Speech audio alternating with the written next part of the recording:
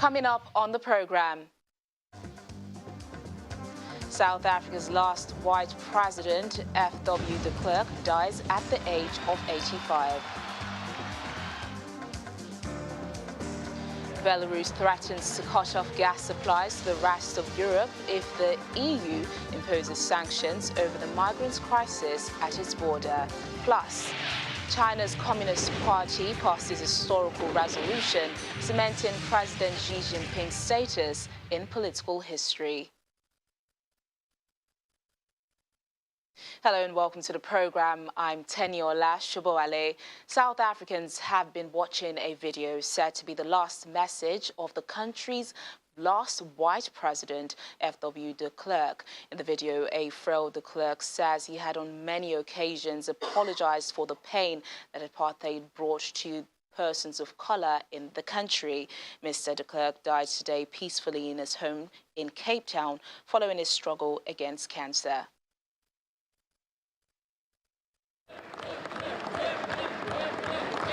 F.W. de Klerk was a major force in South Africa's transition from apartheid state to fully fledged democracy. Yesterday was correctly described as the final moment of the birth of a nation. That nation needs a sound, strong, multi-party system. While the tide of history would probably have made the change inevitable, it was de Klerk who accelerated the pace of reform.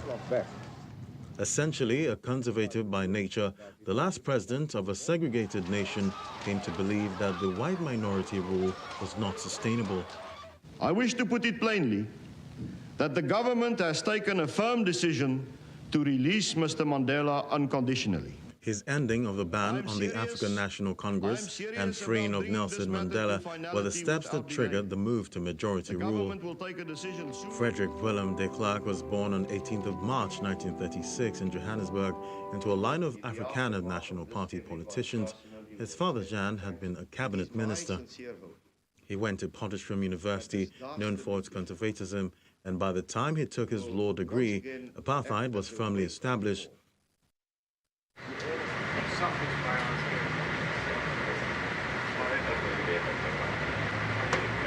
After 11 years as a lawyer in 1972, he won a safe parliamentary seat for the National Party, which had introduced the system of apartheid in 1948.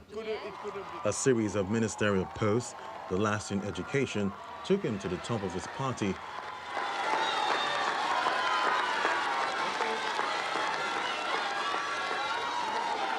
At the time, he was a firm believer in apartheid and its legal architecture, separate residential areas, schools and institutions for different race groups.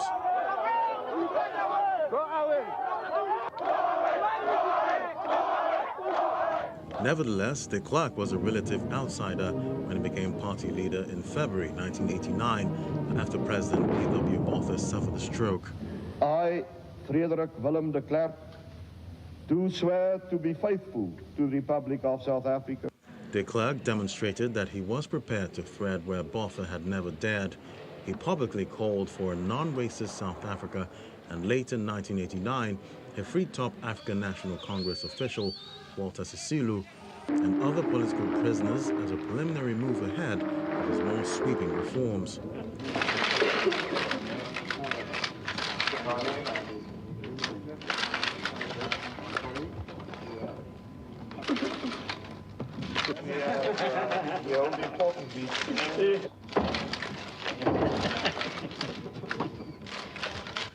On 2nd of February 1990, President de Klerk lifted a ban on the ANC and released Nelson Mandela 9 days later. The prohibition of the African National Congress, the Pan-Africanist Congress, the South African Communist Party and a number of subsidiary organizations is being rescinded. It must have been apparent to de Klerk as he watched Mandela walk to freedom that his own days in power were numbered.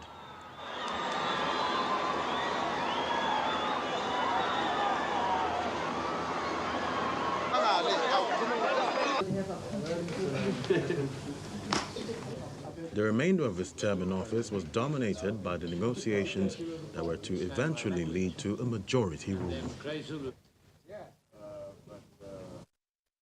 Well, leading reactions to news about Mr. de Klerk's death is South Africa's President Cyril Ramaphosa, who says his death should inspire the nation to reflect on the birth of democracy and on our shared duty to remain true to the values of our Constitution.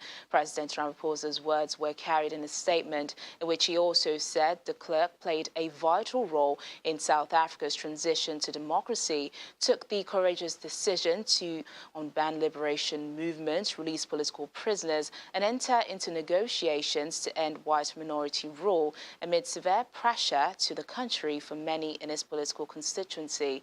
UK Prime Minister Boris Johnson says de Klerk changed the course of history by freeing Nelson Mandela from prison and working alongside him to end the racist system of apartheid. Back in South Africa, the Nelson Mandela Foundation said in a statement that de Klerk will forever be linked to Nelson Mandela in South African history. The country's main opposition, the Democratic Alliance, says its contribution to the country's transition to democracy cannot be overstated. But on the streets, everyday South Africans are divided over the legacy the former president left behind.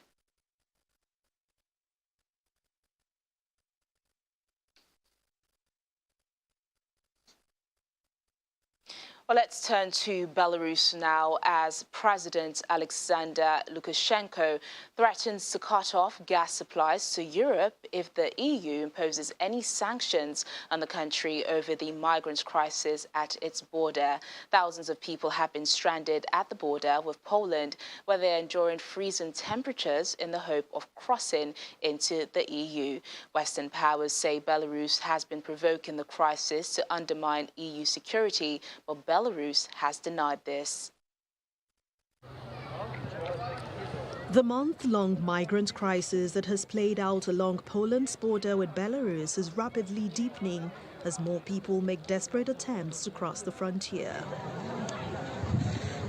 Warsaw and its allies are ramping up efforts to prevent people from entering the European Union member state as a war of words with Minsk intensifies.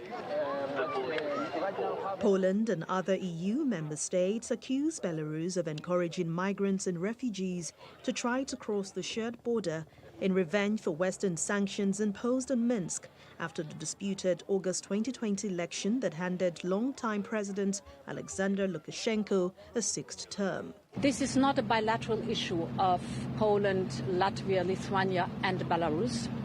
This is a challenge to the whole of the European Union. And this is not a migration crisis. This is the attempt of an authoritarian regime to try to destabilize its democratic neighbors. This will not succeed. We know the patterns. We're used to that by seeing how there was the attempt to influence our democratic elections. We see the cyber attacks, we see the misinformation. Now we have this hybrid attack by instrumentalizing migrants at the EU-Belarus border. And we have to protect our democracies from this kind of cynical geopolitical power play. Minsk denies the accusations and has turned to ally Russia to support in recent days. President Alexander Lukashenko has also raised the possibility he could shut down the transit of natural gas to Europe via Belarus in retaliation against any fresh EU sanctions imposed over the ongoing crisis. His comments have raised new concerns about a shortage of natural gas supplies and high prices in Europe. And now it's less than 36 hours to the end of the climate summit holding in Glasgow, Scotland, as leaders make final negotiations to produce a final agreement that needs to be signed by nearly 200 countries. Today's focus is on cities and building communities. Yesterday, a draft agreement was expected, but as we heard from COP26 President Alok Sharma today, the draft pact was ambitious, and if the proposals were adopted as intended, attended, the world would be able to say with credibility that leaders have kept 1.5 degrees Celsius within reach. A while ago, he called on negotiators to step up efforts to try to tackle differences on climate finance and open the way for an agreement at the end of the two-week COP26 meeting. The critical need. Taken together, it is my view that these latest iterations represent a significant step further towards a comprehensive, ambitious, and balanced set of outcomes, which I hope parties will adopt by consensus at the end of tomorrow. I want to be clear. We are not there yet. There is still a lot more work to be done. I'd like to address the critical need for us to step up efforts today to get to where we need to be in order to realize substantive outcomes on finance. I am concerned at the number of issues outstanding on finance items the day before we are due to conclude.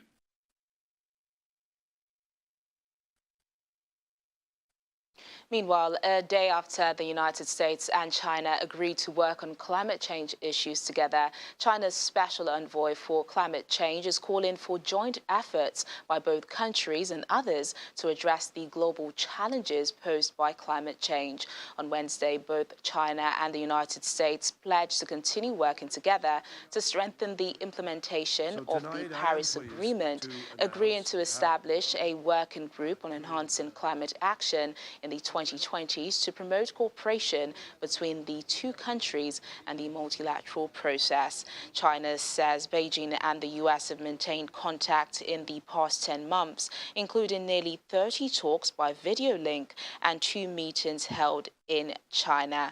Officials have also met for face-to-face talks in London and in Glasgow because both realize that the threats and challenges posed by climate change are no longer problems of the future, but practical and serious ones facing humanity in the time being, to which they must actively respond. Our correspondent in Washington, Maria Bird, joins us now. Maria, we had worried about the absence of China at the start of these meetings. So apparently the U.S. and China making a pledge together means they do care about climate change after all. And according to the Chinese special envoy, both sides have been working together for the past 10 months. So what is unique about yesterday's celebrated pledge? What's unique about yesterday, and thank you for having me and for that question, because it is clear that this is the first time it's become public.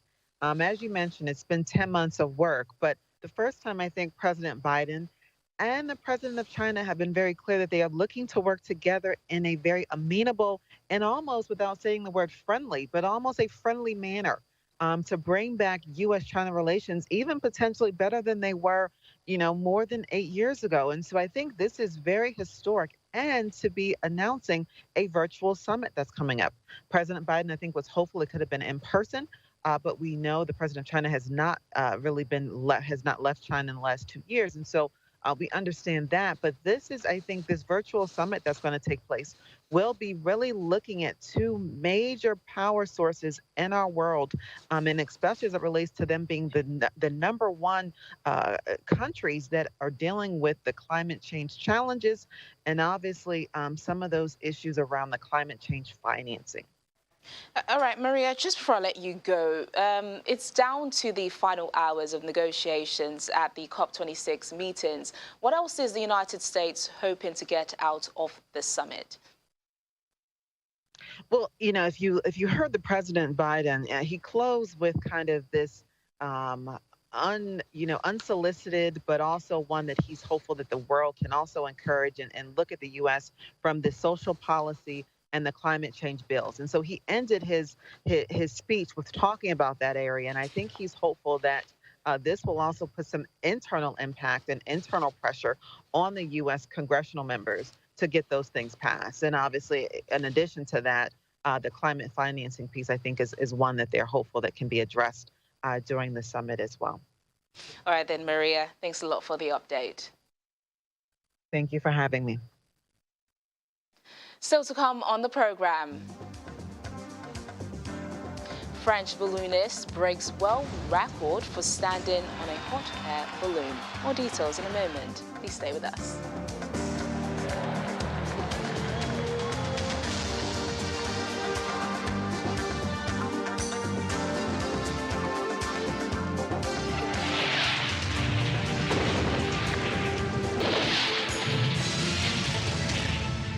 Thanks for staying with us. Let's take a look at this knee-high floodwater in Negombo town in Sri Lanka following days of heavy rains. The weatherman says the rain should ease up in the next few days. 25 people have been killed, most of them drowned, while landslides injured 5 and more than 200,000 people are affected. Large number of roads have been inundated by the floods and houses and buildings partially submerged. And we're back in China, where the Communist Party has passed a historic resolution cementing President Xi Jinping's status in political history. The document, a summary of the party's 100-year history, addresses its key achievements and future directions.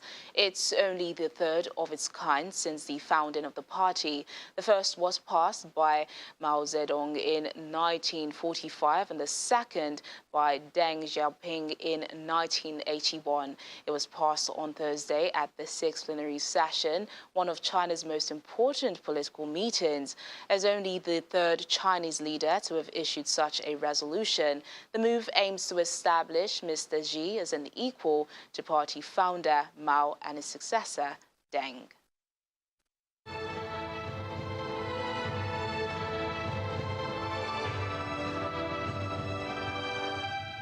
Some updates on the COVID-19 pandemic now. The World Health Organization says Europe is the only region with increasing cases of the coronavirus. Here's the global update.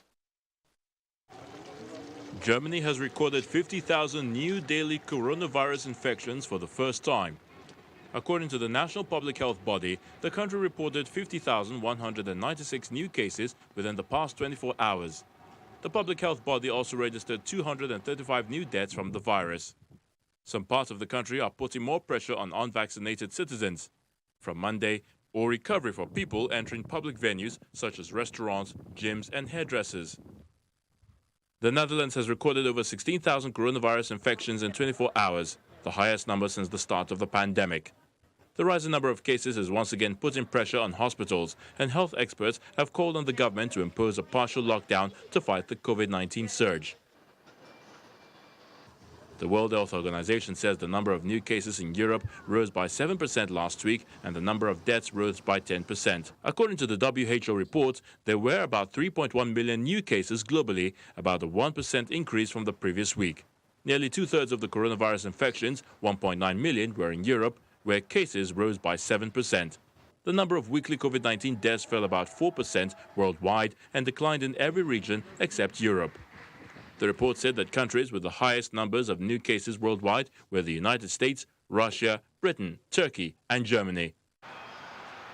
And finally, officials in Austria have stepped up threats of lockdown measures for unvaccinated people as new coronavirus cases in the country are soaring. Austria has taken a series of measures in recent weeks in an effort to curb the spread of COVID-19 and encourage more people to get vaccinated. On Monday, new rules took effect barring unvaccinated people who haven't recovered from an infection from restaurants, hotels, hairdressing salons and large public events.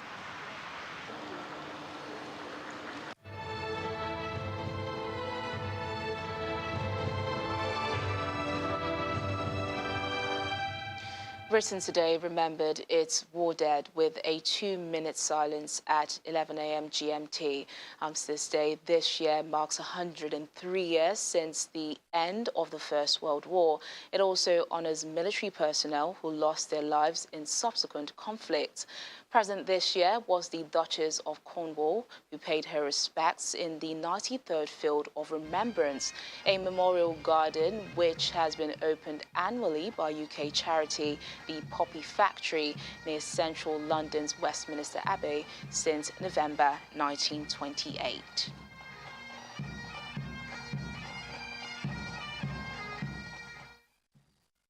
Meanwhile, French President Emmanuel Macron attended a ceremony at the foot of the iconic Arc de Triomphe monument in Paris to commemorate Armistice Day. He paid homage to Hubert Germain, the last surviving member of an order honoring heroes of France's liberation during World War II, who died in October. Germain, who died at the age of 101, had been the last living companion of the liberation and order created by General Charles de Gaulle in 1940 to honor soldiers, resistance members and civilians who fought the country's Nazi occupation. U.S. Vice President Kamala Harris also attended the ceremony.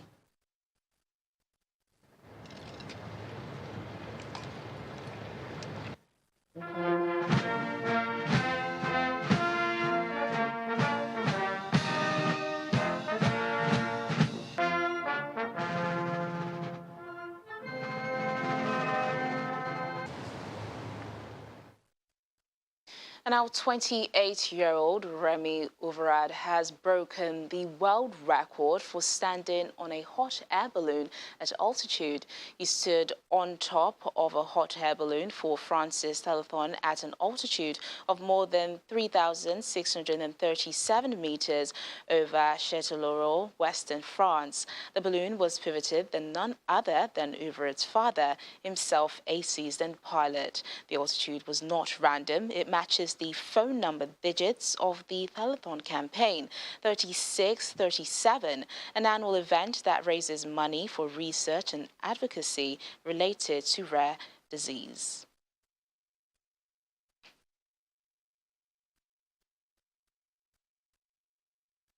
And that's the program today. Thank you so much for watching. I'm Teniola Shuboale.